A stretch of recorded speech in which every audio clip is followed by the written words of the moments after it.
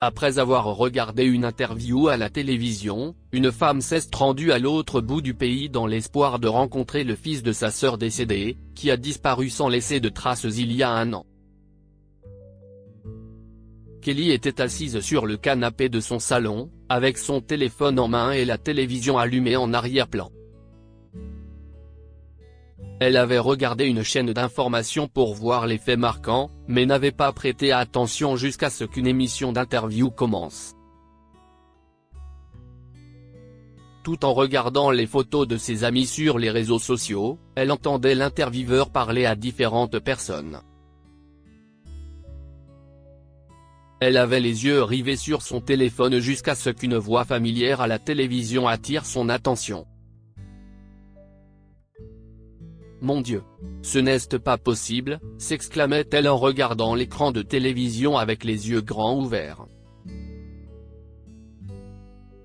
L'intervieweur a visité un refuge pour sans-abri dans une ville à l'autre bout du pays. Il a discuté avec des hommes, des femmes et des enfants de tous âges, mais Kelly n'a voulu entendre que l'histoire d'un seul garçon. Ce dernier a dit à l'intervieweur qu'il s'appelait Henry et a révélé qu'un sans-abri lui avait sauvé la vie et l'avait amené au refuge. Lorsque le journaliste lui a demandé où se trouvait l'homme, le garçon a regardé le sol et secoué la tête. « Il est en procès en ce moment », répondit Henry. Kelly pouvait lire la déception sur son visage, mais elle était heureuse de savoir que le petit garçon était toujours en vie. Elle a regardé l'interview jusqu'à la fin, espérant obtenir l'adresse du refuge. Henry était le neveu de Kelly, le fils de sa sœur décédée. Cette dernière est décédée dans un terrible accident de voiture il y a un an. La jeune fille se souvenait encore de l'appel téléphonique qu'elle avait reçu de l'hôpital ce jour-là, lorsqu'une infirmière lui avait annoncé que sa sœur n'était plus de ce monde. Ce soir-là, la sœur de Kelly rentrait chez elle avec Henry, mais lorsque les premiers secours sont arrivés sur le lieu de l'accident, ils n'ont trouvé que la sœur de Kelly dans la voiture. La femme dévastée a passé des mois à chercher Henry, mais ne l'avait pas trouvé.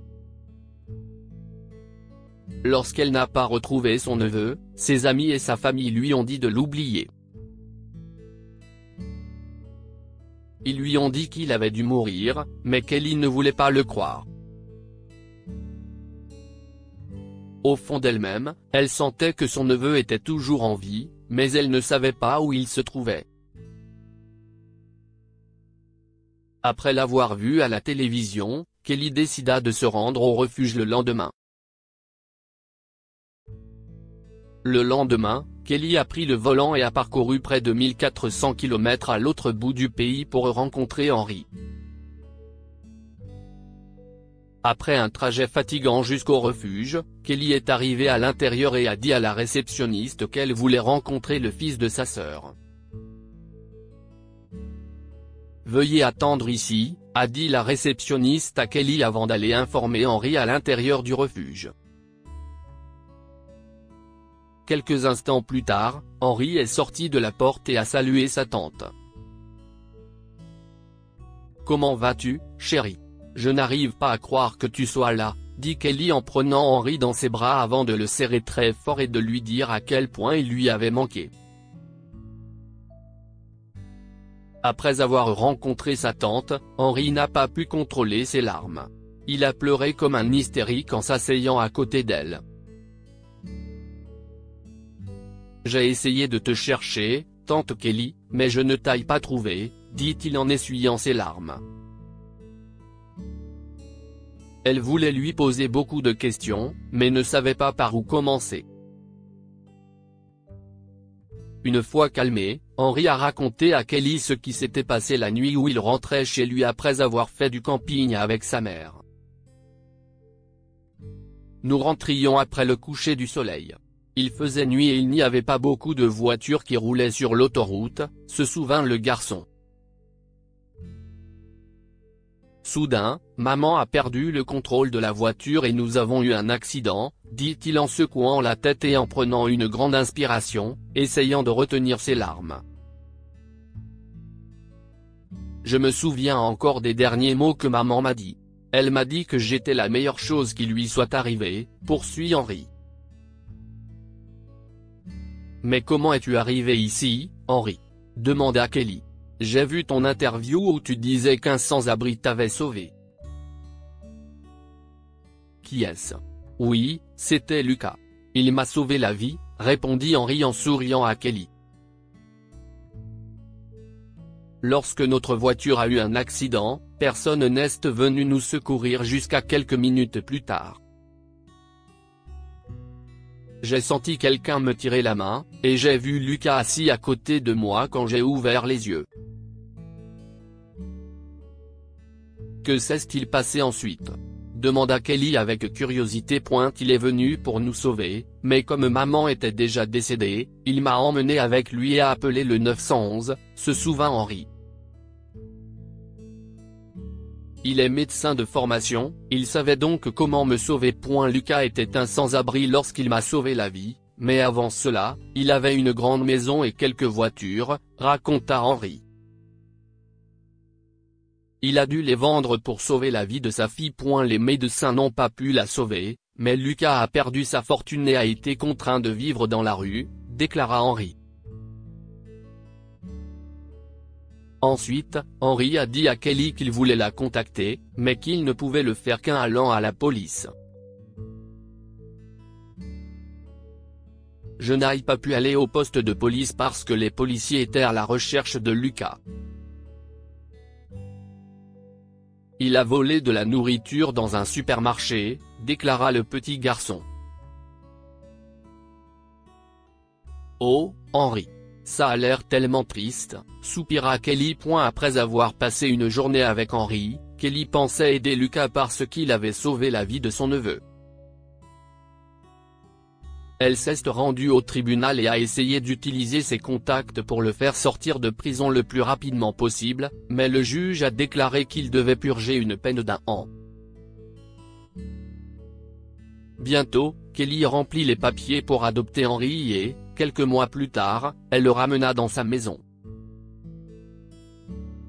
Je suis tellement contente de te retrouver, mon chéri, lui a-t-elle dit en le serrant dans ses bras et en déclarant qu'elle le protégerait toujours.